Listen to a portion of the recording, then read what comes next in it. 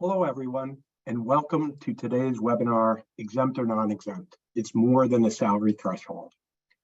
At first glance, it sounds pretty simple, but as I'm sure as many of you know, there's really a lot more to think about. Before we get into today's content, I'd like to introduce myself. I'm Michael Wirth, the Vice President of Sales at ComplianceHR, and I'd like to thank you all for joining us today. We understand it's not always easy to get away from your busy schedule and take time out of your day, and we really appreciate your time joining us today. I really hate to admit this, but I've run several small companies, and I got this wrong many times. I thought giving people high salaries was the answer, right? I never thought about what they did or what their duties were. I just thought, I'll give this person 50, 60 grand. That'll be enough money. Don't have to worry about minimum wage, any of those things, and I'll go off on my happy way. But as I'm sure many of you know, there's way more to it than that. So today we'll discuss classification considerations, and I'll show you how you can significantly streamline this process. You can quickly identify your most challenging positions and focus your time and money reducing your biggest liabilities. ComplianceHR solutions deliver a peace of mind knowing that you're doing things right so that you can sleep at night. We simplify the complexity of employment law. So many of you might be asking, why review positions now? Well, if we take a step back and look at some recent timeline, we can see that back in 2016, the DOL attempted to raise the salary threshold from a little over $23,000 to more than doubling it to $47,000. People freaked out. Companies didn't know how they would be able to accommodate that, still be profitable. And eventually a federal judge enjoined the overtime rule, and it never took effect. So everyone kind of sat tight. Then back in 2020, the new and current threshold was put into place, which was over $35,000 per year. And that was the first time that any increase was introduced in 15 years. And if you think about the cost of living and inflation and things like that, it is something that really needs to be evaluated and looked at a little bit better. But the big news is that there's a proposed overtime rule coming out in May. And so this is the time to be proactive. Back in 2016, when these rules came out, people were scrambling, trying to get things ready. Well, don't put yourself in that position. Take a step back now and start to look at, what do you think's coming ahead and how you can make sure your positions are where they need to be. So these are the current minimum salaries. So the federal, the 35,568 is up at the top that we talked about. But as many of you know, different states have different salary thresholds.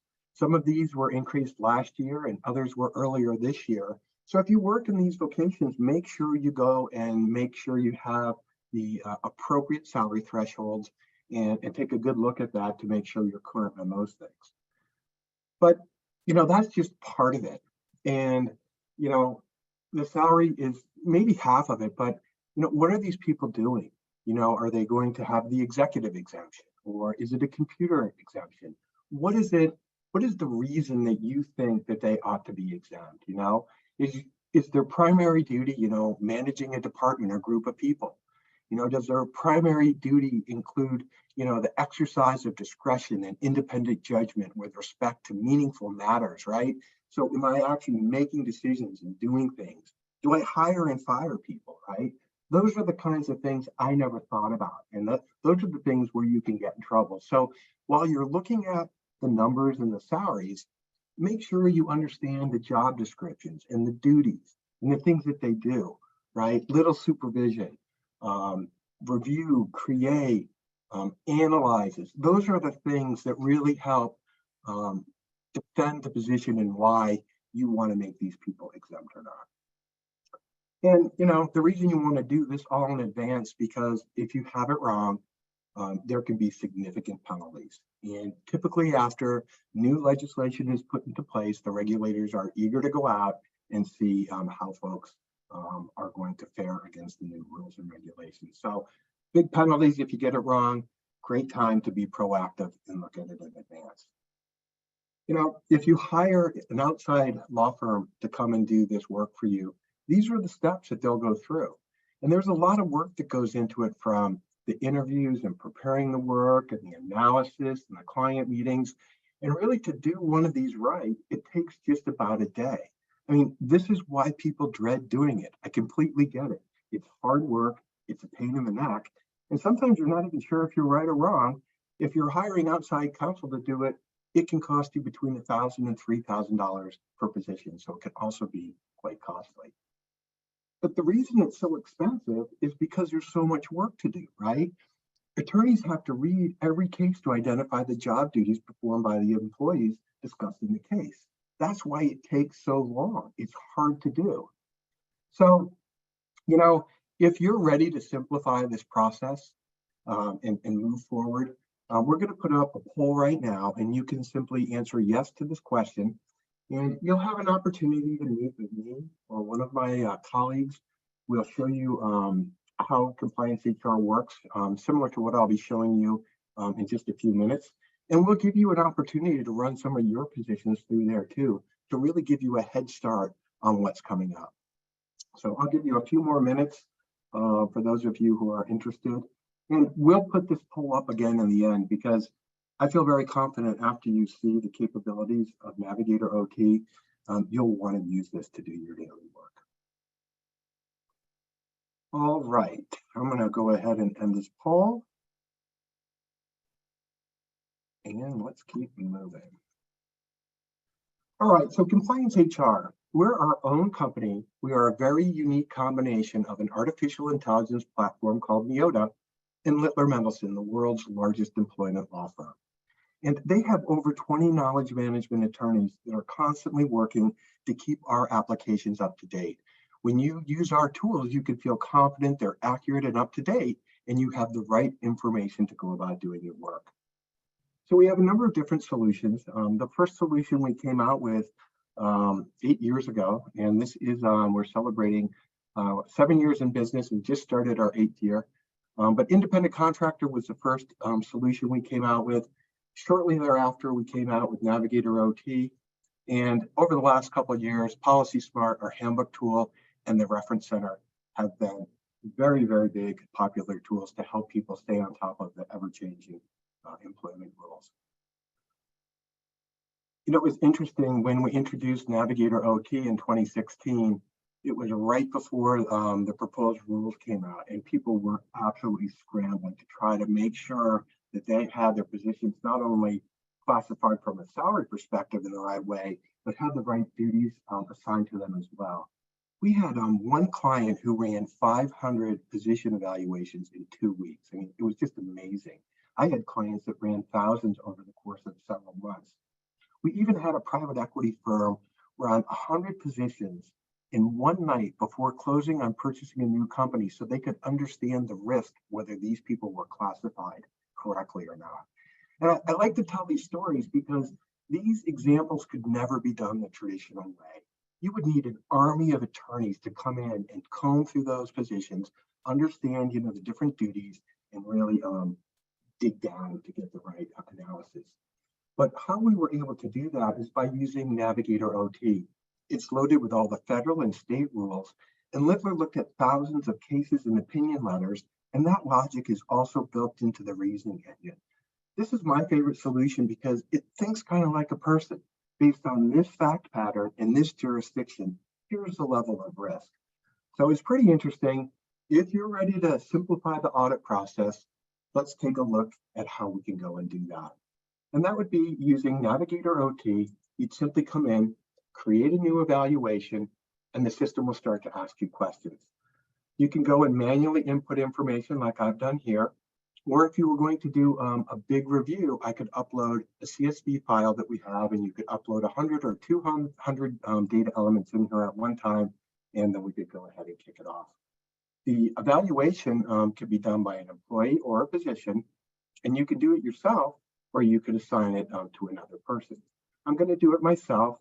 These are the data elements that you would put in here. I like to show off right here. If you see things in blue like I just clicked on, that's just-in-time help that gives you a narrative about what we're looking for. And these were the numbers I showed you before. Our system is loaded with these, so when you go to begin the evaluation, you're not guessing at what you think it ought to be. These are the numbers you need if you're in these states to at least begin to go and do this evaluation. So Real easy, meaningful ways to come in here and find information as you begin it. So like I said, I could do the evaluation, or I could assign the evaluation to maybe a manager who's closer to the work. It's nice when you do that because they can go through, they'll get an email with a link in it. They'll click on the link. It will kick off the evaluation we're about to do. When it's finished, it says, thank you very much. And they do not see the risk analysis. You'll get an email saying, Michael Worth just completed a risk analysis, and attached to that email will be the risk report. So the system gives me a brief little narrative about what to expect before we begin. And then we go back and we validate some of the information we put in before. And I also have the option to upload a job description here. So I could type it in or I could upload it here. Adding content here does not impact the risk analysis. It's just a place to keep everything centralized in case you need to go back and reclassify. Okay, so here we go. We begin by asking you what state you're in, and we ask some questions about compensation. We use what's called the declarative artificial intelligence engine. It wants to get finished as quickly as possible, but depending on how you answer things, it asks different follow-up questions. So if I pick California, it wants to know how many employees I have, and it's going to also now start a branch of the system that will go and put the California rules and regulations into play for this evaluation. So the next page is really a question for each one of the exemptions, right? So, how much education do I have? If I pick that I have a master's degree, the declarative engine will start to ask me questions of whether or not I use my degree in my daily or weekly duties. Same for artistic or creative talents. If I put those in play, I'll get questions along those lines. So if I'm going to go for the executive exemption, I could give them people to manage. And then if I wanted to go for the computer or sales exemption, I would hit yes here, and then it would put those questions into play as well. The next section is really where Littler did all the heavy lifting. I talked about earlier that they analyzed thousands of opinion letters and cases. Well, they took that analysis and they found that there's about 55 job duties that typically lead people to being exempt or not. And they're listed on the next 3 pages under various headings like business operations, management of employees. And the key here is to identify the top 3 to 5 duties that an individual does on a daily or weekly basis. And for those of you who do this the traditional way, if you pick 10 or 15 duties, those get diluted when you allocate the amount of time spent to them. So you really want to focus on, their primary duties in a minimal defined way. So we'll go through here on planning, controlling the budget, purchasing, buying things. Remember before I told you if things are on blue, that's just in time help. So here we go. I'm going to click on this job duty. Not only does it give me a description of what that duty is about, it gives me examples of how that will play out in the workplace. When you get your reviews to the level of risk you feel comfortable with, go back and list these job descriptions out. They're written by Littler attorneys. They're accurate and right, and put them in your own job descriptions because it will make you be in a stronger and better position. So like I said, you go through, the goal is to identify, like I said, the top 3 to 5 things. The system keeps track of how many I've already identified. Like I said, I could go pick a few more, but I'm not going to. And just so you kind of know, here's some computer duties. And at the end, we kind of have a catch-all for the administrative duties. So folks could come in here and perhaps pick a couple others. Okay, so once I've identified the duties, just like in a traditional review, now I need to identify how much time do I spend doing it, right? How important is it to the business? And what's my level of authority? If I went and I identified duties that are exempt, but I don't spend very much time doing them, they're not important to the business, and nobody listens to me, guess what?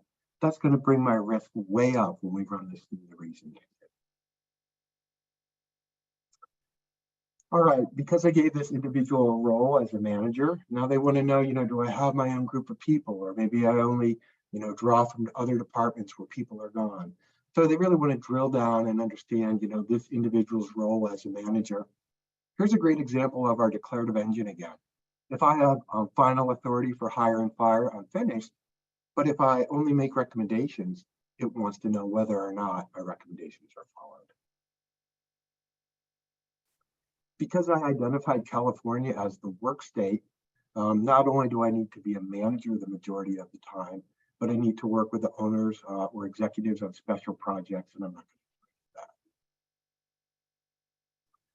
do that. Now, you can stop the system at any time. It remembers where you left off. If you have to go to a meeting, take a phone call, you can stop and it'll pick up where you left off. This is the last section, really looking for the level of supervision, right? If I'm closely supervised and told what to do, then that will all impact my risk assessment. So when I get to the end here, I can upload any supporting documentation, a job description or whatever. And then I have the opportunity to review how I answered the questionnaire. If I want to back up and make any changes, I can simply do that and get it the way I need it to be. But once I hit submit, it takes all the variables, it runs them through the reasoning engine, and comes back and gives you a risk level right on the spot.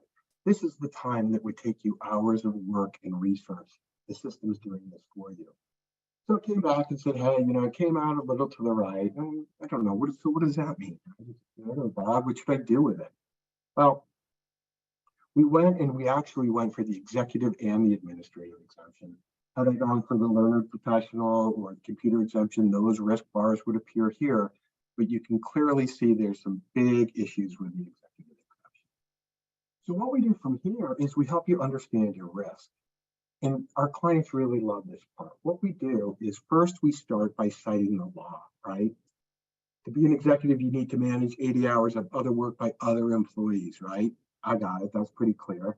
Then it looks at my fact pattern and said, hey, this person only manages 3 people. If they don't come in to work, I'm not going to meet that minimum. So again, that's a risk, and these are ways on how we could resolve it. And it goes through everywhere where it found risk, and then it again cites the law. Executives have to have hire and fire authority, and then it looks at my fact pattern. So it's helpful that as I go through these, and if I really want to understand these and get them right, I could take the guidance from the system, run another questionnaire, and then see how that comes out in terms of a risk that I can tolerate or not. If you're going to use our solution for position modeling, make sure that you update your job descriptions to align with the fact pattern that you're using here. Okay, so here are all the other ones where we had some issues, and then it also tells us the exemptions that we didn't go for and we didn't qualify. We give you a summary of the laws that were in play for this evaluation. And when these rules were changed back in 2020, we had the system updated in 5 days, and people could go and copy the evaluations they had done 2 weeks before, hit submit, and then have the new rules applied to them to see how, in fact, that impact the risk for their organization. So these are the federal rules that were in play for this evaluation. And then down here are the California rules that were in play. The other thing that we do that people really seem to like is we give you a transcript. And it's great because you can look at how the fact pattern played out in other ways. But let's say you did give this to, Bob Jones to go run for John Smith. And, he didn't see the risk report. It came back to you. The risk was high. You have it in your hand. And you pick up the phone and say, hey, Bob, thank you for doing that risk analysis for me. John has a high amount of risk. Why don't you come down? We'll have a conversation about it. Bob tells me to go away. He's been doing this for 20 years. He knows what he's doing. And I can simply just tell him, I said, well, based on that evaluation you took, the risk came out high. It's not my opinion, but it's the opinion of the world's largest employment law firm. Why don't you come down and we can have a conversation? You're armed with a transcript, you have the fact pattern, you have a summary of the laws, and you have the understanding your risk and how you can get it right if in fact you want to. So that's just a great way how the system comes back, it gives you all the information that was pertinent to the evaluation. All right, the evaluations all sit in a dashboard. And a methodology we've seen real popular for our clients. But before I get to that, you can determine what data elements you want to expose in here. So you can turn on and off any of the data elements in here. You could filter and sort by other data elements, maybe by a state or a position type that you want. So it's a real easy way to do that. You can also export this data to Excel if you want to go and do a more detailed analysis later on. But like I said, what many of our clients do is they look at the evaluations based on risk. The ones that came back with low risk, hey, I'm good with those. They're green. I can push those to the left and feel comfortable that I've done the right thing there.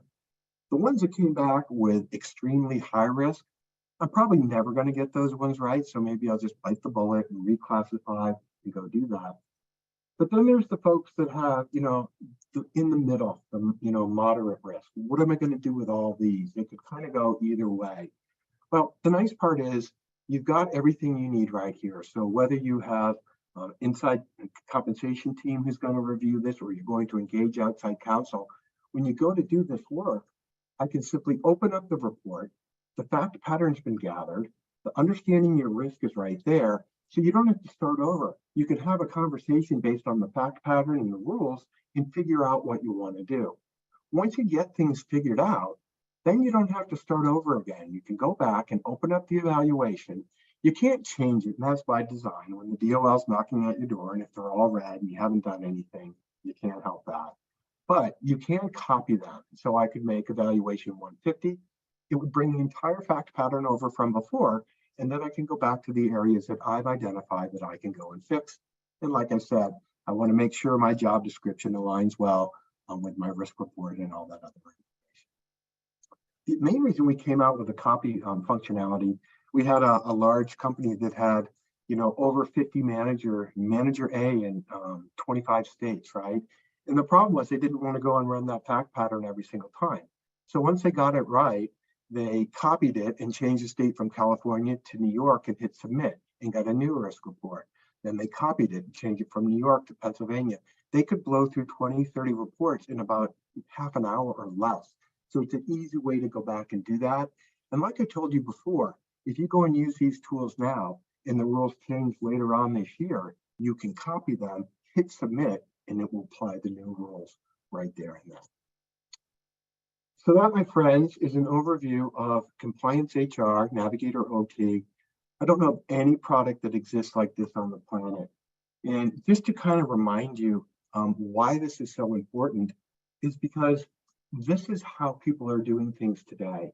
And I get why you hate doing this and how hard it is. And maybe you get the right answers or you don't.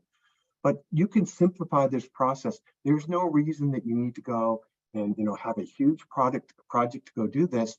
You can run these questionnaires through our system in about 20 minutes, submit the report, and have a significant savings of time and money. Hang on a minute. And so these are the reasons you want to really consider doing those.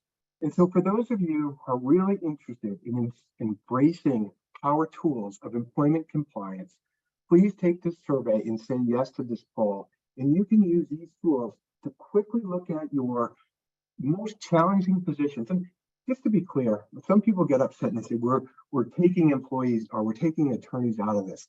No, we're not. What we're doing is we're helping you understand where your biggest challenges are, and then you can spend your outside counsel dollars to fix those problems. And you can start way further down the road because you've already identified the fact patterns. So this is a great way for you to come in and take advantage of our tools and get up to the modern kind of tools that really help drive efficiency and consistency in your business. Okay, well, ladies and gentlemen, thank you so much for your time today. I have nothing more other than to thank you. And for those of you who would like to reach out to us, come to our website, go to demo@compliancehr.com, and we would be happy to walk you through methodologies that have helped make other organizations successful. So thank you again for your time today, and have the wonderful rest of your day. Bye-bye.